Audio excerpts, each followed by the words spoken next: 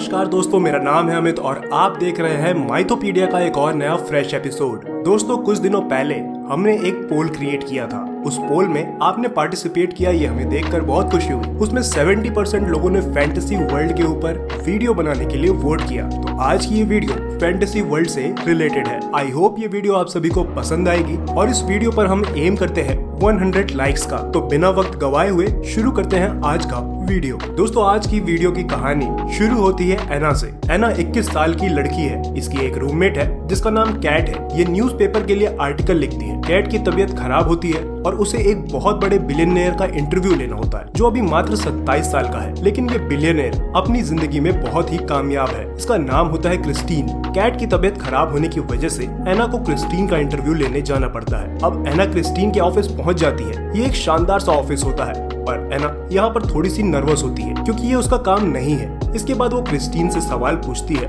लेकिन इसमें से उसका एक भी सवाल नहीं होता। वो सारे के सारे सवाल पढ़ रही होती है। क्रिस्टीन उसके सारे सवालों के जवाब नहीं देता क्योंकि उसमें कुछ ऐसे सवाल होते हैं जिनके जवाब क्रिस्टीन नहीं देना चाहता। उसमें से एक सवाल ये भी होता है जिसमें एना उससे पूछती है कि क्या आप गे हैं? क्रिस्टीन कहता है कि नहीं, मैं गे नहीं हूँ। एना कहती है कि माफ करना, यहाँ पर जो लिखा है मैं बस वही पढ़ रही हूँ। हालांकि क्रिस्टीन ने उससे मात्र 10 मिनट दिए होते हैं, लेकिन 10 मिनट पूरे होने के बाद भी वो उससे बात कर रहा होता है क्योंकि कहीं न कहीं वो उसकी मासूमियत से, उसकी सुंदरता से अट्रैक्ट हो जाता है। क्रिस्टीन एना से कहता है कि तुम ऐसे सवाल क्यों नहीं पूछती जो तुम जानना चाहती हो। एना ने उससे पूछा कि अभी अभी आपने बताया कि कुछ लोग हैं जो आपको अच्छे से जानते हैं, लेकिन मुझे ऐसा क्यों लगता है कि आपको कोई भी नहीं जानता। इस बात से क्रिस्टीन एना से इम्प्रेस हो जाता है। उसी समय उसकी सेक्रेटरी आती है और कहती है कि आपकी अगली मीटिंग का टाइम हो गया है। लेकिन क्रिस्टीन एना से और बात करना चाहता है। वो उससे पूछता है कि तुम ग्रेजुएशन के बाद क्या करना चाहती हो? एना कहती है कि मैं यहाँ से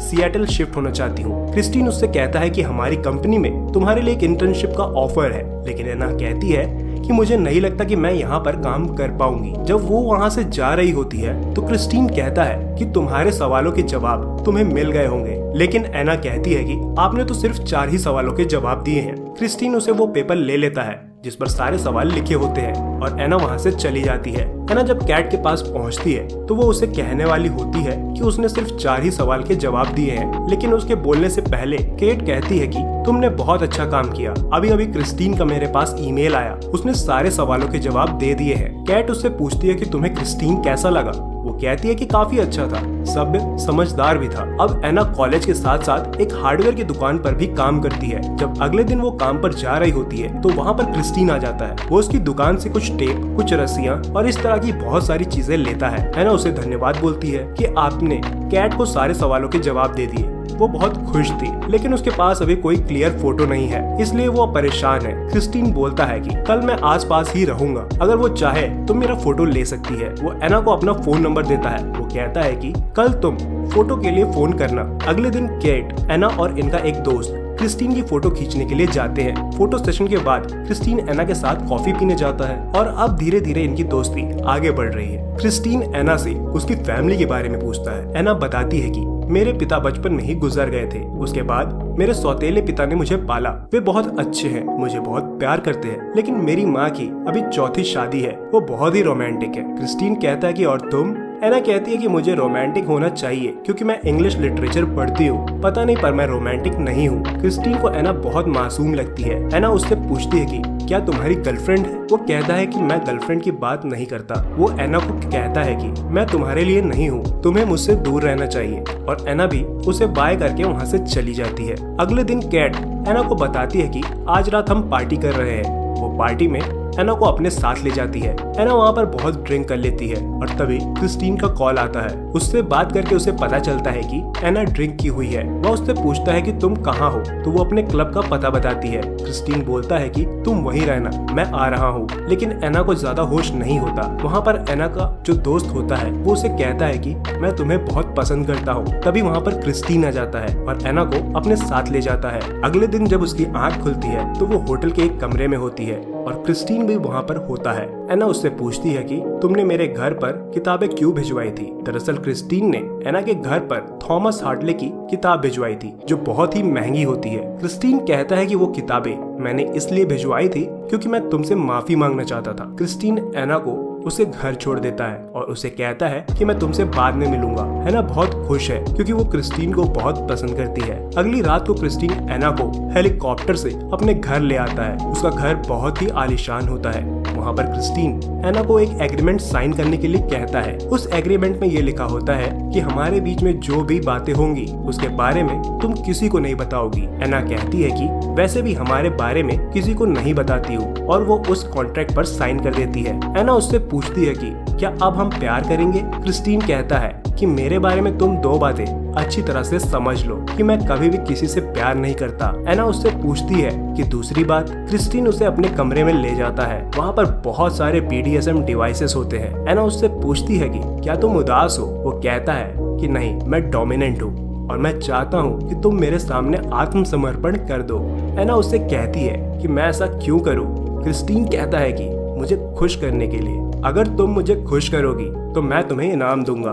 एना उससे पूछती है कि अगर मैं खुश ना कर पाई तो क्रिस्टीन कहता है कि तुम्हें सजा मिलेगी। क्रिस्टीन एना को कमरा दिखाता है। बोलता है कि हमारे बीच अगर सब कुछ सही रहा तो ये कमरा तुम्हारा हो जाएगा। क्रिस्टीन कहता है कि कुछ भी करने से पहले तुम्हें एक और कॉन्ट्रैक्ट साइन करना होगा। उसमें बहुत सारी शर्तें हैं। अगर तुम्हें वो सारी शर्तें मंजूर होंगी तभी हम आगे कुछ करेंगे। बातों ही बातों में क्रिस्टीन को ये भी पता चलता है कि एना कभी भी किसी लड़के के क्लोज नहीं आई थी। इस बात से वो बहुत ज्यादा प्रभावित होता है। इसी दौरान क्रिस्टीन की माँ घर पर आ जाती है। जब वो क्रिस्टीन को एना के साथ देखती है तो उसे बहुत खुशी होती है क्योंकि इसके पहले उन्होंने कभी भी क्रिस्टीन को किसी लड़की के साथ नहीं देखा। वो एना से मिलकर बहुत खुश होती है और उसे अपने घर पर आने के लिए इनवाइट करती है। क्रिस्टीन की माँ के जाने के बाद एना क्रिस्टीन के सारी शर्तों को मना कर देती है जो उसने उससे एक रात पहले कही थी। दरअसल वह उसके सामने आत्मसमर्पण नहीं करना चाहती, इसलिए वो उसके एग्रीमेंट को मना कर देती है। क्रिस्टीन एना को घर छोड़ने के लिए जाता है। रास्ते में क्रिस्टीन एना को ये भी बताता है कि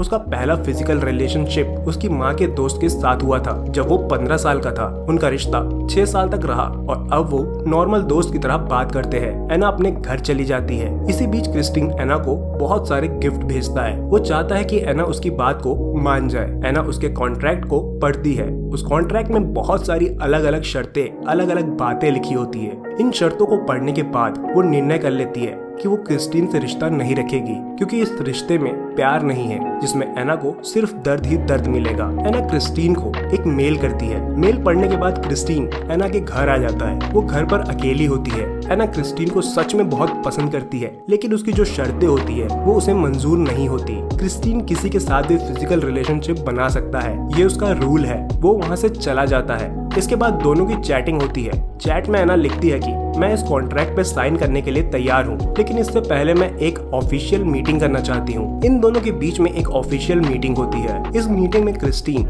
और एना उन सारे बातों को डिस्कस करते हैं। एना बहुत सारे पॉइंट को हटवा देती है क्योंकि वो बहुत पेनफुल पॉइंट होते हैं। क्रिस्टीन भी उन सारे पॉइंट्स को हटा देता है लेकिन अभी भी एना उस कॉन्ट्रैक्ट को साइन नहीं करती। क्रिस्टीन एना को बाहर छोड़ने जाता है। वहाँ पर एना की गाड़ी भी होती है जो कि बहुत नॉर्मल सी गाड़ी होती है। एना बोलती है कि ये मेरी गाड़ी बहुत बढ़िया है ना। दरअसल एना क्रिस्टीन को ये बताना चाहती है कि वो बहुत ही साधारण परिवार से है। एना वहाँ से चली जाती है। एना ने अभी तक एग्रीमेंट को साइन नहीं किया है क्योंकि वो समझ चुकी है इन दोनों के बीच में जो रिश्ता है वो रोमांटिक नहीं होगा। एना कई दिनों तक क्रिस्टीन से नहीं मिलती। एना का ग्रेजुएशन फाइनल का दिन आ जाता है। यहाँ पर क्रिस्टीन को एक स्पीकर के तौर पर बुलाया जाता है। यहाँ पर एना और क्रिस्टीन की बातें होती है। यहाँ पर क्रिस्टीन एना को एक गाड़ी भी गिफ्ट करता है, हालांकि एना लेना नहीं चाहती है। क्रिस्टीन उसकी पुरानी गाड़ी को अपने ड्राइवर को बोलकर बिकवा देता है लेकिन अभी भी क्रिस्टीन के व्यवहार से एना बहुत ही दुखी है, काफी ज्यादा डिस्ट्रैक्ट है। और अब एना की माँ का कॉल आता है तो वो देखती हैं कि उनकी बेटी परेशान है,